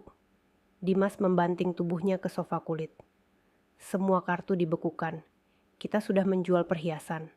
Dan kita hampir saja tertangkap karena kecelakaan palsu itu. Kita harus segera mendapat uang, Bu. Pinjaman itu jatuh tempo 2 minggu lagi. Dan kalau kita gagal bayar, semua properti yang kita jaminkan atas nama Clarissa akan disita." Bu Ratna menatap kalender di meja Dimas. "Kita adakan acara besok, acara kecil-kecilan. Kita sebut saja perkumpulan doa dan dukungan untuk mencari Clarissa. Tapi kita mengundang semua kolega pentingmu, semua dewan direksi. Kita tunjukkan bahwa kita kuat dan bahwa hilangnya Clarissa tidak mempengaruhi stabilitas keuangan kita. Begitu mereka melihat kita santai, mereka akan percaya dan kita bisa menenangkan para kreditor." Mereka berdua menghabiskan malam itu merencanakan acara sandiwara tersebut, tanpa menyadari bahwa setiap kata, setiap rencana, dan setiap celotehan keputusasaan mereka terekam dengan sempurna oleh alat sadap di balik jam dinding. Di kontrakan sederhana, Clarissa yang kini jauh lebih tenang dan fokus mendengarkan rekaman itu melalui sambungan aman yang dikirimkan Bayu. Wajahnya datar, tanpa emosi, mendengarkan detail bagaimana mereka berencana mengumumkan dirinya hilang selamanya di acara besok, dan bagaimana mereka akan mulai menekan notaris untuk mempercepat proses pengalihan aset. "Mereka sudah memutuskan panggungnya, Pak Herman," kata Clarissa melalui telepon terenkripsi. "Besok di rumah saya. Kita serang mereka di sana." "Sempurna, Nyonya," jawab Pak Herman. "Semua dokumen sudah siap. Gugatan cerai sudah disahkan. Perintah penahanan sementara atas dugaan konspirasi pembunuhan dan penipuan asuransi juga sudah saya dapatkan. Dan yang paling krusial, surat perintah sita dari pengadilan untuk semua aset properti yang mereka jaminkan atas nama Nyonya. Saya akan mengurus pendaftaran itu di kantor notaris, sehingga tidak ada lagi celah hukum bagi mereka." Clarissa memberikan tugas terakhir kepada Pak Herman dan Bayu. "Pak Herman, saya ingin Bapak datang ke acara itu bersama seorang petugas pengadilan yang sah. Bayu, kau harus datang lebih awal. Kau harus memastikan Siti mendapatkan isyarat untuk meninggalkan rumah sebelum kegaduhan dimulai." Sementara rencana besar disusun, di rumah mewah itu, Dimas dan Bu Ratna membuat kesalahan fatal terakhir mereka. Dimas merasa sangat stres. Untuk menenangkan diri, ia meraih sebotol anggur mahal dari lemari es dan kembali ke ruang kerja. Ia menatap Bu Ratna yang sedang menghitung daftar tamu. "Aku sangat benci wanita itu," gerutu Dimas, menuang anggur ke dalam gelas. "Aku sudah memberinya segalanya. Rumah ini, status sosial. Dan dia membalasku dengan lari, memblokir uangku, dan membuatku berurusan dengan polisi rendahan." "Sudahlah Dimas, sabar," desak Bu Ratna tanpa menoleh. "Aku tidak sabar, Bu. Aku ingin semua ini berakhir." Dimas berteriak. Ia menendang meja kecil di depannya. "Aku sangat menyesal aku mendengarkanmu. Kau yang menyuruhku memaksanya menandatangani surat kuasa umum itu. Kau bilang itu hanya formalitas. Padahal kau mau aku mengalihkan aset properti utamanya agar bisa kau jaminkan untuk hutang judimu." "Kau yang merusak semuanya, Bu. Kau serakah." Bu Ratna membanting pulpen. "Hentikan Dimas. Apa kau lupa siapa yang memberimu koneksi dan jabatan di perusahaan itu? Kau hanya direktur boneka. Akulah yang membuatmu bisa menikahi Clarissa yang kaya. Aku melakukan semua ini demi kita." "Demi kita atau demi dirimu sendiri? Semua hutang itu hutangmu." Dimas balik berteriak. "Aku harus menyingkirkannya. Dia terlalu cerdas," balas Bu Ratna. "Jika dia tidak pergi, dia pasti akan menemukan semua rahasia keuangan kita. Aku sudah atur segalanya, termasuk gas di gudang. Aku sudah memanggil teknisi dan menyuruhnya memanipulasi pemanas air.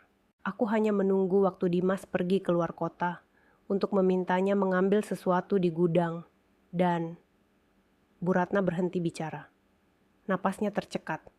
Ia sadar ia baru saja mengungkapkan seluruh rencananya secara rinci dan keras. Dimas menatap ibunya dengan tatapan panik. Bu, hentikan. Jangan bicara lagi. Siapa tahu ada yang dengar. Mereka berdua terdiam, saling menatap. Ketakutan yang dingin menjalar di tulang mereka. Mereka tidak menyadari pengakuan rinci Bu Ratna tentang manipulasi gas, hutang, dan niat jahat kini sudah terekam sempurna. Ini adalah pengakuan tersembunyi yang lebih berharga daripada semua bukti finansial yang lain. Di luar ruangan, Siti yang mendengar teriakan itu segera mengirim pesan terakhir yang berisi kode rahasia kepada Clarissa. Pesan itu berarti bukti yang paling penting sudah terekam. Mereka sudah mengakui segalanya. Clarissa menerima pesan itu di pagi buta. Ia tersenyum, senyum yang dingin dan mematikan. Sekarang dia tahu, tidak ada jalan keluar lagi bagi Dimas dan Bu Ratna. Pagi itu, Bayu datang ke rumah Dimas dengan dalih membantu persiapan acara. Ia mengamati Siti dan memberikan isyarat rahasia. Siti mengangguk, mengerti. Ia segera berpura-pura sakit dan meminta izin untuk pergi ke pasar sebentar, berjanji akan kembali setelah acara usai. Bu Ratna yang sibuk dengan daftar tamu hanya mengiyakan dengan malas. Di saat Siti dan Bayu sudah di luar rumah, Pak Herman tiba di kantor notaris dan pengadilan. Semua dokumen hukum, termasuk rekaman pengakuan Bu Ratna, diserahkan untuk memastikan perintah sita dan penahanan sudah valid dan aktif pada jam acara. Clarissa, di tempat persembunyiannya, menatap ke cermin. Ia sudah tidak lagi memakai celemek atau sandal rumah. Ia mengenakan gaun malam yang elegan, perhiasan emas putih miliknya yang tersimpan di brankas terpisah, dan riasan wajah yang kuat. Ia bertransformasi dari istri naif yang nyaris dibunuh, menjadi wanita yang kembali untuk mengambil tahtanya. Ia menghubungi Pak Herman untuk terakhir kalinya. Pak, saya siap. Pastikan polisi berseragam dan petugas pengadilan tiba tepat pada puncaknya. Clarissa meninggalkan kontrakan kecil Siti, tempat persembunyian yang telah menyelamatkan hidup dan harga dirinya. Ia naik ke mobil yang disiapkan oleh Pak Herman. Tujuannya, rumah mewahnya sendiri. Di rumah itu, para tamu VIP, kolega, dan dewan direksi mulai berdatangan. Musik jazz mengalun. Dimas dan Bu Ratna tersenyum lebar, memainkan peran suami dan mertua yang berduka, namun tetap kuat demi bisnis. Mereka tidak tahu, jam di dinding ruang kerja sedang menghitung mundur menuju kehancuran total mereka. Dan wanita yang mereka kira sudah pergi, sedang dalam perjalanan untuk memberikan kejutan terbesar dalam hidup mereka. Panggung sudah siap. Lampu kristal di aula utama rumah mewah itu memancarkan cahaya yang memantul pada lantai marmer, menciptakan kemewahan palsu yang menjadi panggung kehancuran. Dimas dan Bu Ratna berdiri di tengah ruangan, dikelilingi oleh puluhan tamu penting. Rekan bisnis, kolega diri, dan tokoh sosialita. Acara perkumpulan doa dan dukungan yang mereka adakan terasa lebih seperti pesta perayaan. Keduanya tersenyum lebar, senyum yang memamerkan kekuatan dan kesombongan. Meskipun di dalam hati mereka, ketakutan akan hutang dan interogasi polisi masih bercokol. Bu Ratna mengambil mikrofon yang disiapkan di sudut ruangan. Terima kasih banyak atas kehadiran Anda semua. Kehadiran Anda adalah bukti bahwa kami, keluarga Dimas, tetap kuat di tengah musibah ini. Kami sangat yakin, Clarissa istri saya, pasti sudah menemukan kedamaian yang ia cari. Dan kami akan berusaha sekuat tenaga untuk melanjutkan semua bisnis dan legasi yang sudah ia tinggalkan. Ucapan legasi itu membuat beberapa kolega di sudut ruangan saling pandang, meragukan integritas Bu Ratna. Dimas mengambil alih mikrofon, matanya memancarkan rasa puas yang menjijikkan. Ya, Kami berjanji akan mengurus semuanya, termasuk aset-aset dan properti yang ia kelola. Kami akan pastikan perusahaan tetap berjalan stabil, karena, dia tidak akan kembali, dan kami adalah ahli waris tunggalnya. Suasana menjadi hening. Ini adalah pengumuman tak resmi bahwa Clarissa telah dianggap mati. Dimas dan Bu Ratna tersenyum penuh kemenangan. Mereka merasa, dengan pengumuman ini, mereka telah mendapatkan validasi sosial yang mereka butuhkan untuk mempercepat proses asuransi dan meredakan kecurigaan. Tepat pada puncak pengumuman arogan itu, ketika Dimas mengangkat gelasnya untuk bersulang, tiba-tiba pintu utama yang tinggi terdorong terbuka dengan suara keras. Semua mata langsung tertuju pada pintu. Berdiri di ambang pintu, disinari cahaya backlight, adalah sosok yang mereka anggap sudah hilang atau mati. Itu adalah Clarissa. Ia mengenakan gaun malam berwarna gelap yang elegan, menonjolkan aura kekuasaan yang tak terbantahkan.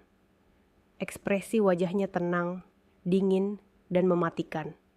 Jauh dari wajah naif dan polos yang biasa mereka lihat. Ia tidak berjalan, melainkan meluncur dengan langkah yang terukur. Matanya tertuju lurus pada Dimas dan Bu Ratna. Seluruh ruangan membeku. Tamu-tamu VIP terdiam. Ada yang menjatuhkan gelas. Ada yang terbelalak tak percaya. Dimas dan Bu Ratna, yang baru saja bersulang untuk kematiannya, kini terpaku. Wajah mereka pucat pasi, seolah melihat hantu yang mereka ciptakan sendiri. "Clarissa!" bisik Dimas. Suaranya tercekat. Mikrofon di tangannya jatuh ke lantai, menghasilkan bunyi feedback yang memekakkan telinga. Bu Ratna, yang lebih cepat pulih dari syok, segera maju selangkah, berakting panik. "Clarissa, astaga, kau hidup? Dari mana saja kau? Kami sangat mengkhawatirkanmu. Kau membuat kami gila. Cepatlah, naik, kau terlihat tidak sehat." Ia mencoba merangkul Clarissa, mencoba membawa Clarissa ke sudut ruangan agar drama ini tidak disaksikan publik. Clarissa menghentikan langkahnya. Tatapannya menembus topeng Bu Ratna. "Jangan sentuh aku, Bu Ratna," katanya, suaranya rendah namun memegang otoritas penuh, menggema di ruangan yang hening. "Saya tidak terlihat tidak sehat. Saya terlihat seperti sesuatu yang baru saja lolos dari jebakan maut yang kalian ciptakan sendiri." Suasana semakin tegang. Tamu-tamu mulai berbisik-bisik. Di saat yang sama, Pak Herman masuk dari belakang Clarissa, tidak sendirian. Ia didampingi oleh 2 orang petugas pengadilan resmi berseragam dan beberapa polisi berseragam yang menjaga pintu. Pak Herman membawa sebuah proyektor kecil dan meletakkannya di meja terdekat. Ia mengambil mikrofon yang tadi jatuh. "Hadirin sekalian," ujar Pak Herman dengan suara lantang dan resmi. "Maaf mengganggu acara dukungan ini. Saya Pak Herman, pengacara dan kuasa hukum resmi Nyonya Clarissa. Kedatangan kami ke sini adalah untuk mengumumkan beberapa hal penting terkait status kepemilikan aset dan gugatan hukum." Dimas akhirnya tersadar. Ia berteriak, "Herman, kau tidak berhak di sini. Ini rumahku. Keluar." "Oh, benarkah ini rumahmu, Dimas?" balas Clarissa dingin. "Tadi kau bilang aku sudah meninggal dan kau adalah ahli warisku. Sekarang kau mengusirku dari rumahku sendiri?" Clarissa memberi isyarat kepada Pak Herman. Proyektor menyala, menyorot ke dinding kosong di sebelah tangga. Yang pertama ditampilkan adalah surat perintah sita sementara. "Hadirin sekalian," jelas Pak Herman, suaranya seperti palu hakim. "Atas permintaan Nyonya Clarissa dan berdasarkan bukti adanya niat jahat dan penipuan finansial, pengadilan telah mengabulkan permohonan sita, sementara atas seluruh properti, aset, dan rekening yang masih terdaftar atas nama Clarissa, dan semua aset yang dijaminkan oleh Tuan Dimas dan Nyonya Ratna, termasuk rumah ini." Seluruh ruangan tersentak. Dimas maju, matanya melotot. "Sita, kau gila. Ini semua milikku. Kau menipu, menipu." Clarissa maju selangkah, tatapannya menyala. "Kau yang menipu, Dimas. Kau menipu, mencoba membunuh, dan mencoba mencuri. Kau pikir Mengapa semua kartu kredit dan rekening bankmu dibekukan mendadak? Karena aku sudah tahu rencanamu. Karena aku tahu kau sudah menjaminkan propertiku untuk utang-utang ibumu. Clarissa memberi isyarat lagi. Pak Herman mengganti slide proyektor. Kali ini yang muncul adalah bukti yang dikumpulkan Bayu.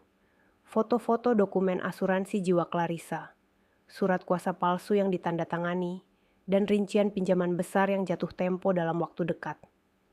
Bu Ratna mencoba menarik Dimas. Dimas, jangan bicara, kita pergi dari sini. Tidak ada tempat untuk pergi, Bu Ratna, potong Clarissa. Ini adalah pengungkapan di tengah perayaan. Perayaan kematianku. Jadi, kalian harus melihat sampai selesai. Pak Herman memutar rekaman suara. Itu adalah suara Dimas dan Bu Ratna dari ruang kerja, hasil sadapan Bayu. Rekaman Bu Ratna. Aku harus menyingkirkannya. Dia terlalu cerdas. Jika dia tidak pergi, dia pasti akan menemukan semua rahasia keuangan kita.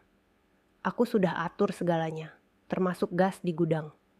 Aku sudah memanggil teknisi dan menyuruhnya memanipulasi pemanas air. Aku hanya menunggu waktu Dimas pergi keluar kota untuk memintanya mengambil sesuatu di gudang dan... Rekaman Dimas. Sial, aku menyesal mendengarkanmu, Bu. Kita seharusnya menyingkirkannya saat dia tidur. Sekarang dia mencuri start dari kita dan memblokir uangku. Suara mereka yang penuh kebencian dan rincian mengerikan tentang rencana ledakan gas di gudang terdengar jernih dan keras, disaksikan oleh seluruh tamu VIP yang tadinya menghormati mereka. Ketenangan Dimas dan Bu Ratna hancur berkeping-keping. Tamu-tamu kini melihat mereka dengan jijik dan ngeri. Dan terakhir, kata Clarissa, suaranya penuh kemenangan. Ini adalah bukti dari drama kecelakaan palsu yang kalian ciptakan kemarin. Mobil SUV saya yang kalian coba hancurkan dan tenggelamkan ke jurang demi klaim asuransi. Pak Herman menampilkan foto mobil SUV Clarissa yang diamankan polisi, beserta wajah Rudi, preman yang disuruh Dimas. Dimas tidak bisa menahan diri lagi. Ia berteriak histeris, menunjuk Clarissa. Kau iblis, kau yang gila. Kau memata-matai kami, kau memalsukan semua ini. Clarissa melangkah maju, sangat dekat dengan Dimas, matanya tak berkedip. Saya tidak perlu memalsukan apapun, Dimas. Semua yang kalian lakukan adalah kebenaran yang keji. Dan saya berterima kasih kepada kalian, karena drama ini telah menunjukkan siapa kalian sebenarnya. Dua penipu serakah yang rela membunuh demi uang. Clarissa kemudian menoleh kepada para petugas pengadilan. Lanjutkan prosesnya, Pak. Sita seluruh aset dan properti. Dan kepada para petugas polisi, Clarissa menunjuk Dimas dan Bu Ratna. Saya, Nyonya Clarissa, mengajukan tuntutan pidana atas percobaan pembunuhan berencana, penipuan asuransi, dan pencemaran nama baik. Mohon segera tangkap kedua pelaku ini. Polisi berseragam maju. Dua orang petugas mendekati Dimas dan Bu Ratna. Tuan Dimas dan Nyonya Ratna, Anda ditahan atas dugaan konspirasi pembunuhan berencana dan penipuan finansial. Anda punya hak untuk diam. Bu Ratna mencoba memberontak. Tidak, kalian tidak bisa melakukan ini. Aku punya koneksi. Aku akan menuntut kalian semua. Tetapi usahanya sia-sia. Lengan mereka diborgol. Di tengah keramaian tamu yang kini merekam dengan ponsel mereka, Dimas dan Bu Ratna digiring keluar dari rumah yang mereka klaim sebagai milik mereka. Perayaan duka palsu itu berakhir dengan tawanan yang hina. Para tamu yang tadinya mereka anggap bodoh, kini menjadi saksi kehancuran mereka. Clarissa berdiri tegak di tengah ruangan, menyaksikan kejatuhan orang-orang yang hampir merenggut nyawanya, dan ia akhirnya bisa bernapas lega. Keadilan telah ditegakkan dan kehancuran mereka dilihat oleh seluruh dunia. Pintu kantor polisi membanting menutup di belakang Dimas dan Bu Ratna, menutup rapat drama yang telah mereka ciptakan. Dan di tengah sorotan kamera tamu VIP, video penangkapan itu telah menjadi viral dalam hitungan menit. Reputasi yang selama ini mereka bangun dengan penuh kesombongan, kini hancur lebur hanya dalam satu malam. Mereka menjadi bahan ejekan, simbol keserakahan yang berakhir tragis. Di dalam sel tahanan yang dingin, Bu Ratna menangis meraung-raung, bukan karena penyesalan atas niat membunuh, melainkan karena aib sosial yang tak termaafkan. Lihat apa yang sudah kau lakukan. Nama baikku. Semua kolega penting itu. Mereka melihat kita di borgol. Kita hancur. Dimas duduk di sudut sel. Wajahnya kosong. Rasa takut yang murni kini menggantikan arogansi. Ia bukan lagi direktur yang berkuasa. Ia hanya seorang pria pengecut yang tertangkap basah. Bukan aku, Bu. Kau yang terlalu serakah, balas Dimas lirih. Kau yang menyuruhku menandatangani semua pinjaman busuk itu. Kau yang mengatur skenario gas itu. Sekarang kita di sini. Di mana semua uang itu? Mereka saling menyalahkan, menunjukkan betapa rapuhnya ikatan cinta dan bisnis yang mereka miliki. Mereka tahu, rekaman suara pengakuan mereka yang diputar di depan umum adalah hukuman mati sosial dan hukum bagi mereka. Sementara itu, Clarissa meninggalkan rumah mewahnya bersama Pak Herman dan Bayu. Ia tidak mengucapkan sepatah kata pun dalam perjalanan. Kekuatan yang ia tampilkan di depan publik kini meredup, digantikan oleh kelelahan emosional yang mendalam. Setibanya di kantor Pak Herman yang menjadi markas sementara, Clarissa duduk di sofa, membiarkan keheningan mengisi ruangan. Nyonya Clarissa, Anda luar biasa. Itu adalah konfrontasi paling berani yang pernah saya saksikan, kata Pak Herman mencoba memecah keheningan. Secara hukum, kita menang mutlak. Dengan bukti rekaman pengakuan niat pembunuhan, penipuan asuransi, dan perusakan barang bukti, Dimas dan Bu Ratna akan menghadapi tuntutan pidana berat. Selain itu, gugatan cerai Nyonya sudah diproses. Dan yang terpenting, semua aset utama Anda sudah aman di bawah perlindungan pengadilan. Tidak ada yang bisa mereka sentuh. Clarissa akhirnya bicara. Suaranya pelan dan bergetar. Aku tidak merasa menang, Pak Herman. Aku hanya merasa kosong. Aku baru saja melihat kehancuran pria yang pernah aku cintai, dan ibunya. Aku hanya merasa lelah. Air mata yang ia tahan selama berhari-hari akhirnya menetes. Aku tidak menangis karena kasihan pada mereka. Aku menangis karena aku begitu bodoh. Aku membiarkan diriku dicintai karena hartaku, dan hampir mati karenanya. Bayu, yang selama ini menjadi sahabat setia, mendekat dan menggenggam tangan Clarissa. Clarissa, jangan salahkan dirimu. Kau tidak bodoh. Kau hanya terlalu tulus. Dan ketulusanmu hari ini telah menyelamatkanmu. Kau sudah melakukan hal yang benar. Sekarang, fokus pada penyembuhan. Proses hukum berjalan sangat cepat.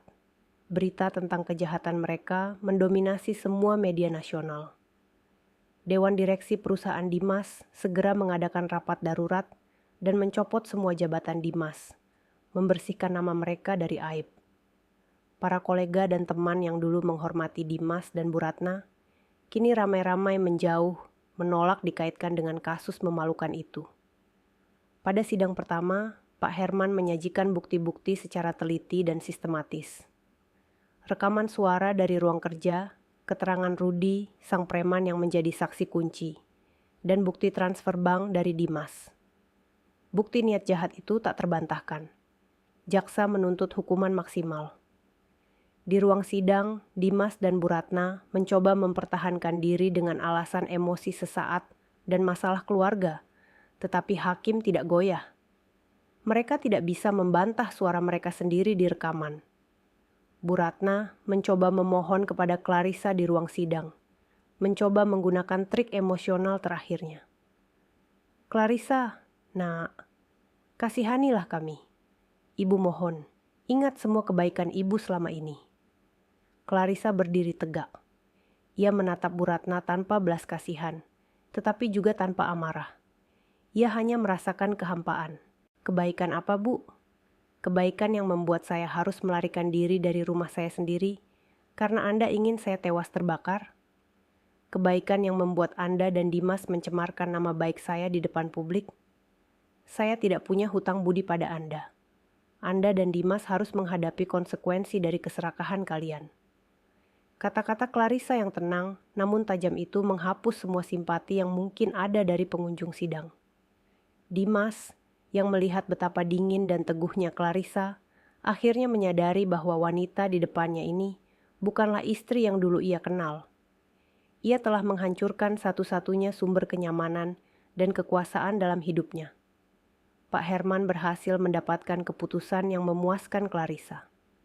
Dimas dan Bu Ratna dinyatakan bersalah atas konspirasi penipuan asuransi dan percobaan pembunuhan. Hukuman dijatuhkan. Keduanya menerima vonis penjara yang panjang, jauh dari kemewahan dan kehormatan yang selama ini mereka nikmati. Lebih dari itu, mereka diwajibkan mengembalikan semua aset yang mereka jaminkan dan semua kerugian yang mereka timbulkan, membuat mereka jatuh miskin dan terlilit hutang setelah keluar dari penjara. Setelah semua usai, Clarissa keluar dari ruang pengadilan dikelilingi oleh wartawan. Namun, ia tidak memberikan pernyataan apapun. Ia hanya menatap langit yang cerah. "Apa yang harus aku lakukan sekarang, Pak Herman?" tanya Clarissa. "Nyonya harus fokus pada babak baru, Nyonya Clarissa," jawab Pak Herman tersenyum. "Pintu penjara sudah menutup babak yang lama. Sekarang saatnya membangun ulang hidup Anda. Dan yang paling penting, Nyonya perlu mencari Siti. Dia pahlawan sejati di kisah ini." Clarissa mengangguk. Hatinya kini dipenuhi rasa syukur yang mendalam. Siti, seorang asisten rumah tangga yang berani dan setia, adalah pahlawan tanpa tanda jasa. Keputusan pengadilan itu menjadi penutup yang menyakitkan, namun adil bagi Clarissa. Ia tidak lagi terbebani oleh ketakutan atau kewajiban untuk berpura-pura. Ia telah mendapatkan kebebasan sejati yang dibayar mahal dengan pengkhianatan dari orang yang dicintai. Kisah tentang Clarissa dan pengkhianatan di rumah mewah itu berakhir di meja pengadilan. Tetapi bagi Clarissa, ini hanyalah permulaan untuk sebuah kehidupan yang baru dan lebih otentik. Setelah hiruk-pikuk ruang pengadilan mereda, keheningan menyelimuti hari-hari Clarissa. Rumah mewah yang sempat menjadi sarang pengkhianatan kini disegel pengadilan. Clarissa memilih untuk tidak kembali ke sana. Ia merasa rumah itu telah tercemar oleh kebohongan dan niat jahat.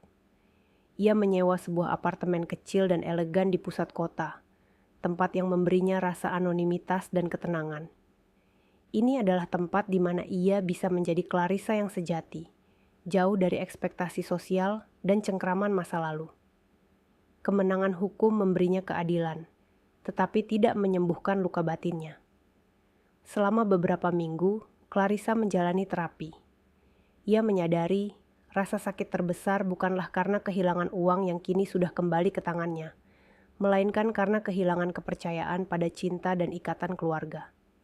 Ia harus belajar bahwa pengkhianatan Dimas dan Bu Ratna adalah cerminan dari keserakahan mereka, bukan kekurangan dirinya.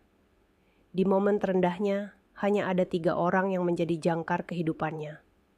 Pak Herman, Bayu, dan yang paling utama, Siti. Momen pertemuannya kembali dengan Siti setelah sidang adalah momen yang paling emosional.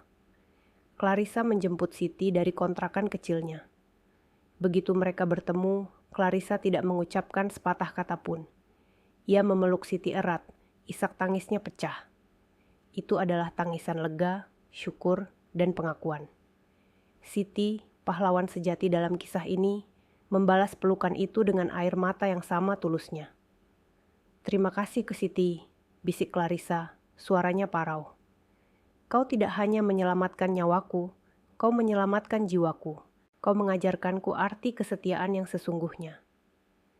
"Ibu pantas mendapatkan kebahagiaan, Bu," jawab Siti, matanya memancarkan rasa hormat yang mendalam. "Saya hanya melakukan apa yang benar. Ibu selalu baik pada saya." Clarissa merasa berutang budi yang tak terhingga. Ia tahu Siti telah mempertaruhkan segalanya, pekerjaannya, keselamatannya, dan masa depannya, hanya demi kebenaran. Clarissa tidak ingin Siti kembali menjadi asisten rumah tangga. Ia melihat potensi besar dalam diri Siti. "Aku punya tawaran untukmu, Siti," kata Clarissa saat mereka duduk di apartemen barunya. Aku tidak ingin kau kembali bekerja sebagai asisten rumah tangga. Aku butuh kau di sisiku, sebagai asisten pribadiku, dengan gaji dan tunjangan yang jauh lebih baik. Dan aku ingin kau belajar mengelola yayasan sosial yang akan kubangun. Siti terkejut, air matanya kembali menetes. Ibu, saya tidak tahu harus berkata apa. Saya tidak punya pendidikan tinggi. Pendidikan terbaik adalah hati nurani, Siti, potong Clarissa. Kau punya itu. Aku akan mengajarimu sisanya. Kau akan menjadi tangan kananku, orang yang paling kupercaya. Kita akan membangun masa depan yang baru bersama. Siti menerima tawaran itu, menandai dimulainya babak baru yang penuh harapan bagi mereka berdua. Clarissa juga mengadakan perjamuan kecil dan intim dengan Pak Herman dan Bayu. Perjamuan yang jauh dari gemerlap palsu rumah lamanya, penuh dengan tawa dan ketulusan. Bayu, berkat alat sadapmu, kami punya bukti emas, kata Clarissa, menyerahkan sebuah amplop tebal. Terima kasih untuk keberanianmu. Aku harap ini bisa membantumu memulai bisnis desain interior yang selalu kau impikan. Bayu menolak uang itu, tetapi Clarissa bersikeras. Anggap ini investasi dari klien pertamamu. Aku butuh rumah baru. Aku ingin kau yang mendesainnya dari nol. Rumah yang penuh cahaya, tanpa rahasia, dan tanpa gudang yang bisa meledak. Bayu tersenyum dan setuju. Kepada Pak Herman, Clarissa tidak hanya membayar biaya jasa yang fantastis, tetapi juga menawarinya posisi sebagai kepala Dewan Hukum di seluruh jaringan perusahaannya. Pak Herman menerimanya, bangga menjadi bagian dari pemulihan Clarissa. Dengan dukungan tim barunya, Clarissa mulai mengalihkan fokusnya. Ia menjual rumah lamanya, rumah yang menjadi saksi bisu kejahatan. Uang hasil penjualannya ia gunakan untuk mendirikan Yayasan Keadilan Wanita, sebuah organisasi yang didedikasikan untuk membantu wanita yang menjadi korban penipuan finansial dan kekerasan dalam rumah tangga. Ia ingin menggunakan pengalamannya yang pahit untuk menjadi cahaya bagi orang lain. Perlahan, Clarissa menemukan kembali identitasnya yang dulu hilang dalam bayang-bayang pernikahan. Ia kembali menjadi pengusaha yang cerdas dan visioner. Ia bekerja keras, tetapi kali ini ia bekerja dengan tujuan memperbaiki dunia kecilnya dan dunia orang lain. Siti dengan cepat belajar menjadi manajer operasional yayasan yang cekatan dan penuh empati, mewakili sisi kemanusiaan Clarissa. Setiap hari, Clarissa merasa semakin kuat. Ia telah mengajukan gugatan balik untuk pencemaran nama baik, memastikan Dimas dan Bu Ratna tidak akan pernah bisa bangkit lagi secara finansial maupun sosial setelah keluar dari penjara. Ia juga secara resmi menghapus nama Dimas dari semua aset dan warisan yang tersisa, memastikan masa lalunya benar-benar terputus. Masa penyembuhan Clarissa diwarnai dengan pemahaman diri. Ia menyadari, kesempatan kedua ini adalah anugerah. Ia tidak lagi mencari cinta romantis. Ia mencari kedamaian dan makna. Ia belajar bahwa rumah sejatinya bukanlah bangunan megah, melainkan tempat di mana ia merasa aman dan dihargai. Dan tempat itu adalah di samping orang-orang yang tulus mencintainya, seperti Siti dan Bayu. Clarissa menghabiskan sore di balkon apartemen barunya, menghirup udara segar dan menatap cakrawala. Ia menerima telepon dari Pak Herman yang melaporkan bahwa rumah lamanya sudah resmi terjual dan dananya sudah masuk ke yayasan. Rasa lega yang luar biasa membanjiri dirinya. Ia telah mengubur masa lalunya. Clarissa kini siap sepenuhnya untuk babak terakhir. Ia bukan lagi Clarissa yang naif dan mudah tertipu. Ia adalah seorang pejuang, seorang mentor, dan seorang filantropis. Kehidupan barunya dimulai, penuh dengan kesempatan kedua yang ia ciptakan sendiri. Dunia Clarissa kini telah sepenuhnya berubah. Ia tidak lagi tinggal di rumah mewah yang berhantu. Berkat desain elegan dari Bayu, ia kini menempati sebuah rumah minimalis bergaya modern, dikelilingi taman yang asri dan penuh cahaya. Rumah itu dibangun di atas filosofi transparansi, dinding kaca, ruangan terbuka, dan tidak ada ruang tersembunyi. Rumah itu adalah cerminan dari jiwa barunya, jujur, terbuka, dan damai. Di tempatnya yang baru, Clarissa menemukan makna sejati. Ia memimpin Yayasan Keadilan Wanita dengan semangat yang membara. Yayasan tersebut telah berkembang pesat, menjadi pusat dukungan bagi wanita yang tertipu dan diintimidasi secara finansial. Siti kini menjadi kepala operasional yayasan, tampil percaya diri dan kompeten. Siti tidak hanya mengurus administrasi, ia adalah duta hati nurani. Clarissa selalu mengingatkan Clarissa akan pentingnya ketulusan. Clarissa dengan gaun kerjanya yang elegan, duduk di meja kerjanya yang menghadap taman. Ia bukan lagi istri dari atau menantu dari, melainkan Nyonya Clarissa, seorang filantropis dan pengusaha yang dihormati. Mahkota yang ia kenakan bukanlah mahkota berlian dari warisan suami, melainkan mahkota keberanian dan kemandirian yang ia dapatkan dari perjuangannya sendiri. Pada suatu sore yang cerah, Pak Herman datang mengunjungi kantor yayasan. Ia membawa selembar dokumen terakhir, keputusan pengadilan final. Nyonya Clarissa, ujar Pak Herman menyodorkan dokumen itu. Semua proses hukum sudah tuntas. Aset-aset Anda sudah kembali 100%, bahkan lebih karena nilai properti yang meningkat. Dan yang terpenting, hukuman untuk Dimas dan Bu Ratna sudah inkrah. Mereka harus menjalani sisa hukuman, tanpa kemungkinan pembebasan bersyarat lebih awal. Clarissa mengambil dokumen itu. Ia tidak merasakan luapan kegembiraan, hanya sebuah penutupan yang damai. Dan bagaimana dengan kewajiban finansial mereka, Pak Herman? Mereka dinyatakan bangkrut total, Nyonya, jawab Pak Herman. Semua properti atas nama mereka, termasuk aset Bu Ratna, sudah disita untuk menutupi hutang dan ganti rugi. Mereka akan keluar dari penjara tanpa satupun harta. Mereka benar-benar kehilangan segalanya. Clarissa mengangguk. Hukuman seberat ini bukanlah tujuannya, tetapi itu adalah konsekuensi yang adil atas niat jahat mereka. Ia sudah memaafkan, tetapi ia tidak pernah melupakan keadilan. Sementara Clarissa menikmati kedamaian dan kesuksesan yang otentik, di balik jeruji besi, Dimas dan Bu Ratna hidup dalam neraka penyesalan yang abadi. Mereka berbagi sel yang sempit, dan hubungan mereka telah hancur total, digantikan oleh rasa saling benci dan menyalahkan. Ini semua karena kau, teriak Bu Ratna suatu malam. Suaranya serak karena bertahun-tahun frustrasi. Kau yang tidak becus mengeksekusi rencana kecelakaan itu. Kau yang pengecut diinterogasi polisi. Aku sudah memberikanmu hidup mewah, dan kau merusaknya. Kau yang serakah, Bu, balas Dimas. Tubuhnya yang dulu gagah kini kurus kering. Aku hanya boneka yang kau suruh menikahi wanita kaya. Jika saja kau tidak terobsesi dengan uang, kita tidak akan di sini. Dan lihat sekarang Clarissa, wanita yang kita sebut gila dan bodoh itu, dia sukses besar. Dia dihormati, dia mengambil semua yang kita punya.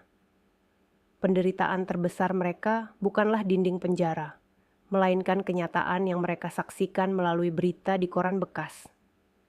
Mereka melihat foto-foto Clarissa yang tersenyum saat meresmikan pusat yayasan barunya, atau saat ia menerima penghargaan atas keberaniannya. Mereka mendengar kabar bahwa Siti, asisten rumah tangga yang mereka remehkan, kini duduk di kursi direktur yayasan. Mereka menyadari, wanita yang mereka anggap miskin dan mudah dibunuh adalah satu-satunya sumber kekayaan dan kebahagiaan mereka. Dan mereka telah menghancurkan sumber itu dengan tangan mereka sendiri. Penyesalan itu adalah racun yang membunuh mereka perlahan dari dalam, jauh lebih menyakitkan daripada hukuman fisik. Pada hari peresmian rumah baru Clarissa, ia mengundang semua orang yang mendukungnya. Siti dan seluruh tim yayasan, Pak Herman dan Bayu. Di tengah pidato kecilnya, Clarissa berhenti. Ia menatap semua orang dengan mata berkaca-kaca, tetapi kali ini air mata kebahagiaan. 2 tahun lalu, mulai Clarissa, suaranya tenang. Aku nyaris kehilangan segalanya karena pengkhianatan dari orang yang paling kupercaya. Aku nyaris kehilangan nyawaku karena keserakahan. Aku nyaris kehilangan diriku karena kepolosan yang naif.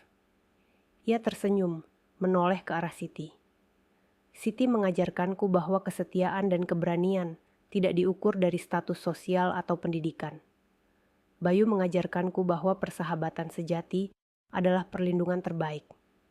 Dan Pak Herman mengajarkanku bahwa hukum akan selalu berpihak pada kebenaran. Clarissa mengangkat gelasnya. Aku kehilangan rumah mewahku yang lama. Aku kehilangan suamiku. Dan aku kehilangan kehangatan keluarga palsu. Tapi aku mendapatkan sesuatu yang jauh lebih berharga. Aku mendapatkan kebebasan. Aku mendapatkan keluarga sejati yang berdiri di sini bersamaku hari ini. Dan aku mendapatkan mahkota yang berbeda. Ia menyentuh kepalanya. Mahkota ini terbuat dari keberanian, ketulusan, dan kemandirian. Dan mahkota ini tidak akan pernah bisa direnggut oleh siapapun. Dengan kata-kata itu, Clarissa menutup babak lama dalam hidupnya dan meresmikan babak baru yang penuh harapan. Ia menjalani hidup dengan satu prinsip. Kekayaan sejati bukanlah pada apa yang kau miliki, melainkan pada siapa yang kau percaya, dan pada keberanian untuk jujur pada diri sendiri. Clarissa hidup bahagia dan makmur. Ia tidak lagi mencari cinta romantis, tetapi ia dikelilingi oleh kasih sayang dan rasa hormat yang tulus. Ia menjadi inspirasi, bukan karena kekayaannya, melainkan karena ia berani bangkit dari pengkhianatan paling menyakitkan dan menggunakan kekuatannya untuk kebaikan. Kisah Clarissa adalah pengingat abadi. Ketika keserakahan mencoba menghancurkan ketulusan, kebenaran akan selalu menemukan jalannya untuk menang. Dan pada akhirnya, penyesalan adalah hukuman terberat bagi hati yang penuh kejahatan. Pesan moral dari kisah ini adalah bahwa kekayaan sejati tidak terletak pada harta benda, melainkan pada ketulusan hati nurani dan kesetiaan. Jangan pernah biarkan rasa cinta atau ikatan keluarga membutakanmu terhadap kebenaran, sebab keserakahan dapat mengubah orang terdekat menjadi musuh paling berbahaya. Belajarlah untuk mempercayai naluri, hargai mereka yang membela kebenaran seperti Siti, dan ingatlah bahwa kebenaran akan selalu menjadi mahkota terbaik yang akan mengalahkan segala kebohongan dan niat jahat.